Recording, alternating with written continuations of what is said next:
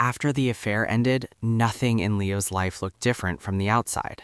The same apartment, the same routine, the same conversations, yet internally, everything felt misaligned, as if his emotional world had shifted slightly off its axis and could no longer return to its original position.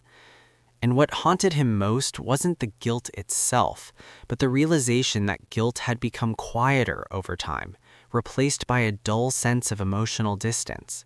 While Maya, who had chosen to stay, found herself living in a constant state of emotional vigilance, noticing how trust was no longer a feeling, but a decision she had to actively make every day, questioning every tone, every delay in response, every unexplained silence. And this constant monitoring exhausted her more than the betrayal itself, because it forced her to remain emotionally alert in a space that was supposed to feel safe.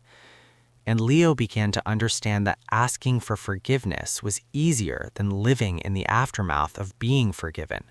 Because forgiveness didn't restore what was broken, it only created a fragile opportunity to rebuild something different, something less innocent, more cautious, more conditional. And both of them felt trapped inside a relationship that no longer operated on love alone, but on effort, memory, fear, and the quiet awareness that staying was not a return to the past, but an agreement to inhabit an uncertain emotional future together. One where intimacy was no longer spontaneous, where honesty required constant self-interrogation, where every moment of closeness carried the shadow of what had already been lost. And in that space, they began to realize that surviving betrayal doesn't mean repairing the old relationship. It means accepting that whatever comes next will never feel the same, only something new built from emotional scars rather than emotional innocence. Maya started to notice how her inner world had become divided into two parallel realities. One where she wanted to believe Leo again, to rebuild trust, to feel emotionally close without constantly protecting herself, and another where she remained hyper-aware, scanning every interaction for signs of dishonesty, not because she wanted to catch him, but because her nervous system had learned that safety was no longer guaranteed. And this internal split made her feel disconnected from her own emotions, unsure which version of herself was more authentic, the hopeful one or the guarded one. While Leo, observing her subtle changes, realized that no apology could undo the emotional reflexes he had created inside her, that even when she smiled, even when she said she was fine, there was a layer of caution beneath it that didn't exist before. And this awareness filled him with a different kind of shame. Not the shame of what he had done, but the shame of what he had permanently altered, the emotional landscape of someone who once trusted him without conditions. And both of them began to sense that healing was not a linear process, but a constant negotiation between wanting to move forward and being unable to forget, between choosing presence and being haunted by memory. And in that fragile emotional space, they realized that betrayal doesn't only break trust in the other person, it also fractures the trust you have in your own perceptions, forcing you to question your intuition, your judgment, your emotional reality. And this internal uncertainty made their relationship feel less like a partnership and more like an ongoing psychological experiment where both of them were trying to learn how to exist together in a reality that no longer felt stable or predictable. Leo began to understand that the hardest part of staying wasn't proving that he had changed. It was living with the permanent awareness that change could never fully erase what had already happened. That no matter how honest he became, how transparent his actions were, how carefully he tried to rebuild consistency, there would always be a part of Maya that remembered a different version of him, a version that made choices without considering her emotional reality. And this awareness created a subtle form of emotional humility inside him, forcing him to confront the limits of repair. The fact that some damage doesn't disappear, it simply becomes part of the new emotional structure. While Maya, observing his efforts, felt a complex mixture of gratitude and grief. Grateful that he was trying, that he was present, that he was no longer hiding, but grieving the loss of the effortless trust she once felt, the kind that didn't require analysis or emotional monitoring. And this grief was difficult to explain even to herself, because from the outside, everything seemed to be improving, yet internally she felt like she was constantly negotiating with a memory, trying to convince her nervous system that the danger was over, even though it no longer knew how to relax into certainty. And this internal tension made her realize that forgiveness is not a single emotional decision. It's a repeated act of vulnerability, a willingness to reopen a wound every time you choose to stay. And both of them began to sense that rebuilding wasn't about returning to love as it once existed. It was about learning how to love inside a reality shaped by loss, where intimacy required patience, where closeness was filtered through caution, and where emotional connection had to coexist with the permanent knowledge that trust, once broken, never fully regains its original innocence, only a quieter, more fragile form of belief that must be chosen again and again.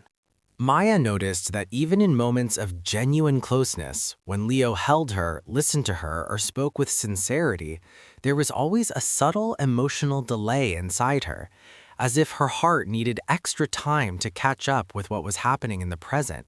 And this delay made her feel detached from her own experiences, unable to fully inhabit moments that should have felt safe.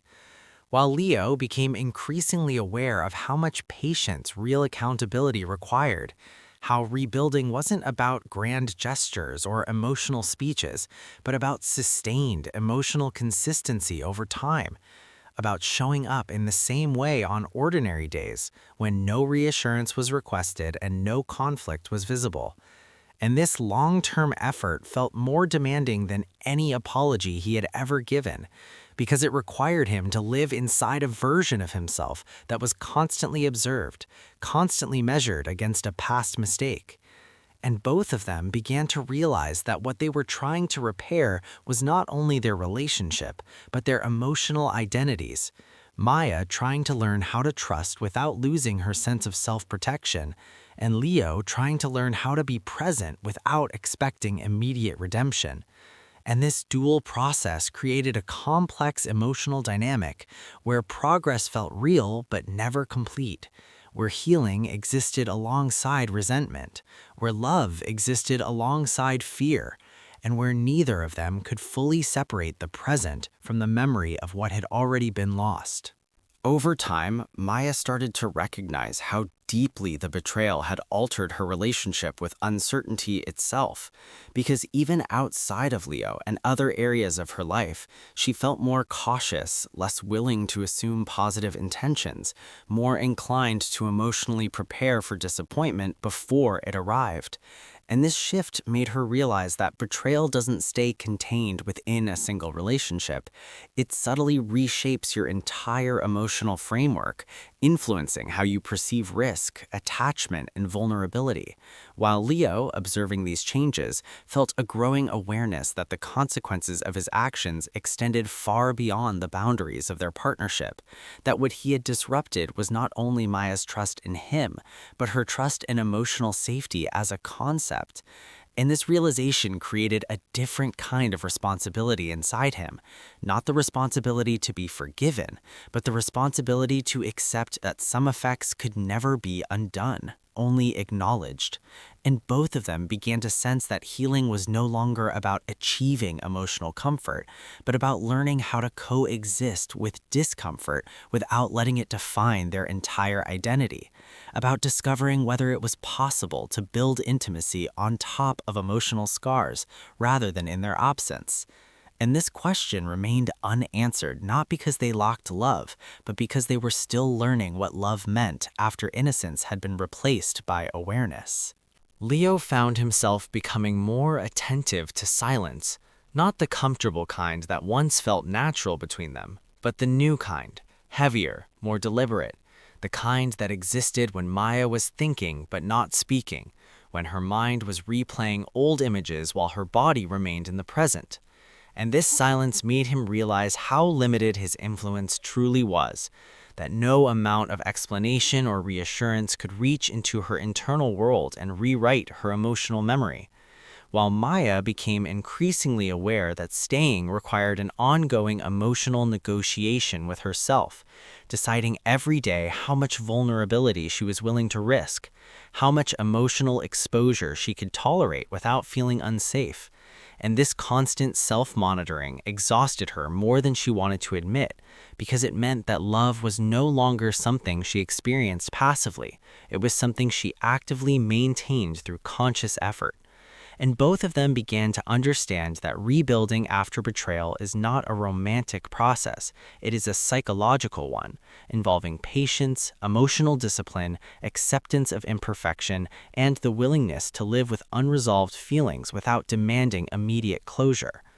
And in that awareness, they started to sense that whatever future they created together would never be defined by certainty, only by the quiet, repeated decision to remain emotionally present in a reality where trust had to be earned, not once, but continuously. As months passed, both Maya and Leo began to feel the weight of time in a different way, not as something that healed, but as something that revealed. Because instead of erasing the past, time seemed to stretch it, allowing them to see more clearly how deeply the betrayal had embedded itself into their emotional rhythm, shaping the way they spoke, the way they touched, the way they interpreted each other's moods. And Leo started to realize that his greatest fear was no longer losing Maya, but becoming emotionally invisible to her, existing in her life as a presence without full access. Someone she stayed with but no longer fully trusted to hold her inner world. And this fear made him question whether love could survive without emotional permission, without the unconscious freedom to be fully believed. While Maya, in her own reflections, began to confront an even more painful uncertainty, the possibility that she might never return to the version of herself that existed before the betrayal. That the emotional openness she once embodied had been permanently altered, not destroyed, but transformed into something more guarded, more analytical, more hesitant to surrender to feeling without understanding its consequences. And this realization created a quiet grief inside her, not only for the relationship, but for herself, for the part of her identity that once trusted without fear, loved without preparation for loss. And both of them started to sense that what they were navigating was not simply a broken relationship, but a broken emotional illusion. The illusion that love protects you from harm, that connection guarantees safety, that intimacy automatically creates security. And as that illusion dissolved, they were forced to confront a more complex reality, one where love exists alongside risk, where attachment does not prevent pain, and where staying together requires not just affection, but a continuous willingness to face emotional uncertainty without knowing whether the effort will ultimately lead to healing or simply to a more sophisticated form of endurance. Slowly, Maya began to question whether healing meant returning to trust or learning how to live without it in the same way, because the version of trust she remembered no longer felt realistic. It felt naive, rooted in a time before her emotional world had been forced to mature through pain. And this made her realize that what she was truly searching for was not certainty, but emotional stability, a sense that she could exist inside the relationship without constantly negotiating with fear. While Leo started to understand that his role was not to restore the past, but to accept the limits of the future, to recognize that love after betrayal requires a different kind of presence, one that does not demand reassurance, does not seek emotional reward, but simply remains consistent without expectation. And this shift in perspective felt humbling because it removed the fantasy of redemption and replaced it with the reality of responsibility. And both of them began to feel that their connection had entered a new psychological stage, one where the question was no longer, can we fix what was broken, but can we accept what cannot be fixed and still choose to stay? And this question lingered beneath every interaction, shaping their emotional landscape in subtle ways. influencing how deeply they allowed themselves to feel, how much vulnerability they permitted, how honest they were willing to be about their doubts. And in that space, they started to realize that some relationships are not rebuilt through hope, but through endurance, through the quiet decision to remain emotionally present even when certainty has been permanently removed from the equation. In the end, neither Maya nor Leo reached a moment of complete clarity or emotional resolution, because what they discovered was that healing after betrayal does not arrive as a final state, but as a continuous process of choosing awareness over denial, presence over escape, honesty over comfort. And they both accepted that the relationship would never return to innocence, but it could still evolve into something truthful, something less idealized and more real, where love was no longer defined by blind trust, but by conscious commitment. And this understanding didn't remove the pain, it simply changed its meaning, transforming it from a wound into a reminder of emotional responsibility. And perhaps the most difficult truth they learned was that forgiveness is not about forgetting what happened, it's about deciding whether the future is worth carrying the memory. And in that fragile balance between fear and hope, they chose not certainty but sincerity, not perfection but presence, knowing that whatever they became together would be shaped not by what they tried to erase, but by what they were finally willing to face.